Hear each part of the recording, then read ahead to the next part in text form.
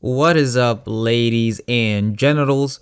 Four Eyes in here, coming at you, coming through back with another video. Today I will be giving a more refined opinion on Call of Duty Black Ops 6's multiplayer after playing the beta for 24 hours. I'm going to start by asking the audience to take a step back and to look at the game objectively, because personally I think this was the most complete and solid beta we have been given in recent years.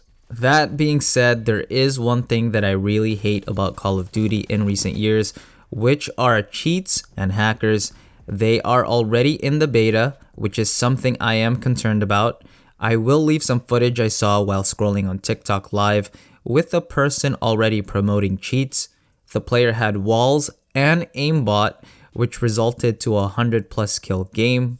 Most players would think modern gaming would have solved this problem, and unless you're looking at kill cams, you might be thinking that the other player is either just really good or you're just trash. However, there are genuine cheaters out there, which is why when people say just get good, I feel some type of way, because there are cheaters running around to ruin the game. This is a problem because this game competitively has the potential to be one of the best, especially with the higher skill gap. I know this game can be incredibly sweaty once you get a few good games and the skill-based matchmaking algorithm starts to place you in the higher skill brackets. It can start to feel boring and repetitive.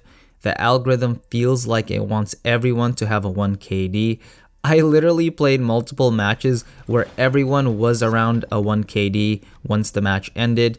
Some people were a little bit above the 1 KD or a little bit under, which I found hilarious. I can show you that as well. Even when I was dying a lot, I didn't feel as irritated because the game felt good. Once in a blue moon, you will find lobbies where you will just outright pub stomp the other team, but then you will quickly be returned into a sweaty lobby. The tryhard lobbies feel like you are getting lasered from every single angle by multiple enemies. The pacing becomes incredibly fast.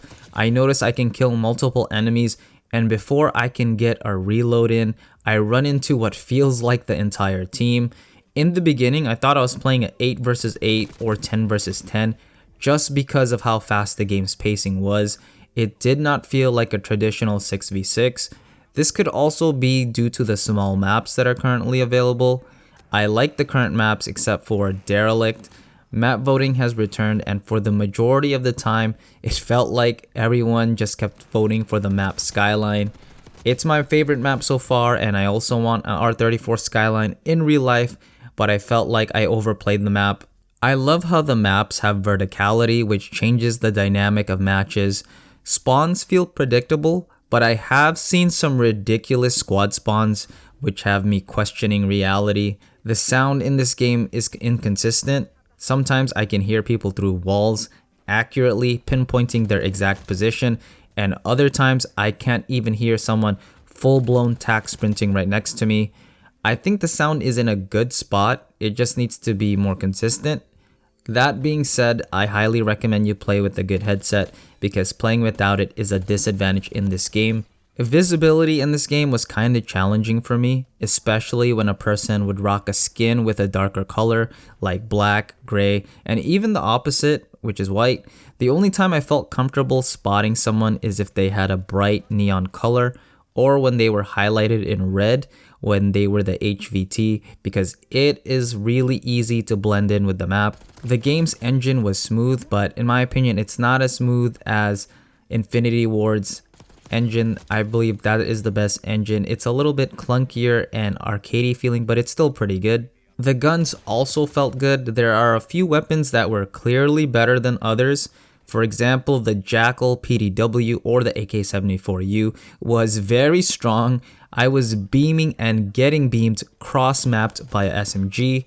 Apart from a few outliers, I did like how SMGs had a clear advantage up close, while long-range weapons like assault rifles had an advantage at range. So we will have to see if they will decide to balance them for the official release. In my opinion, the game heavily favors close quarter engagements, but that could be due to the limited maps that we have been given to try out. The time to kill on average felt very fast.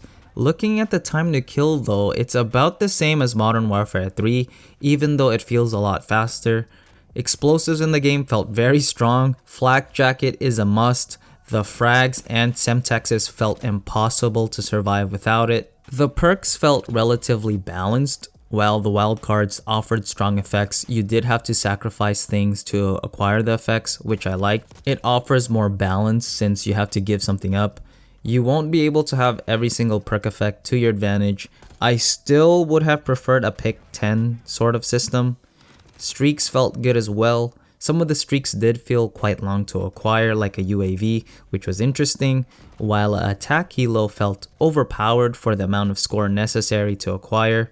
The connection for the most part was very solid. I was actually getting 16 to 20 ping, which is what I should be getting compared to Modern Warfare 3, where I would go to 50 and 80 ping. However, later on during the beta, I did begin to notice some lag and packet burst. The Omni Movement is actually quite incredible. The options to outplay and maneuver was a great addition. It will definitely take some time to master, which I like because if you invest time into learning it, you will have an advantage over your enemies. I will also drop a clip I saw online of someone doing some ridiculous movement, so you can see what I mean. The fact that you can go prone and look 360 degrees, dive in every direction, sprint in every direction, and slide in every direction gives us endless possibilities. Casually, I don't think this game is going to be very fun unless you are going to invest time in playing the game, or if Activision makes it more user-friendly. What I mean by that is, yes, they can bring back Verdansk and all these OG maps and features back, but it won't matter when they are getting absolutely pissed on. I don't have the answer because I really do feel like casually it is not going to be a fun experience. I think multiplayer wise across the board, it's going to be incredibly sweaty all the time. This is not going to be the game you want to come home to after working or going to school and to just hop on for an hour. The game is designed for the unemployed, die-hard enthusiasts that are willing to play the game for hours, streamers, content creators, or just wanting to play with friends. Unless you are willing to put multiple hours daily in this game, multiplayer is just not worth it if you intend on buying it and playing it alone. On the other hand, I think competitively it's going to be an amazing game as long as cheaters don't ruin it. These are my thoughts about Call of Duty Black Ops 6 after playing the beta for 24 hours. After putting this much time into the game, I don't think my opinion is going to change up until the official release. If you played the beta, comment below what you thought about it. Maybe it can help someone make an informed decision whether or not to buy the game or not to buy Black Ops 6. Thank you all for watching. Other than that, namaste my friends, and I will talk to you all next time.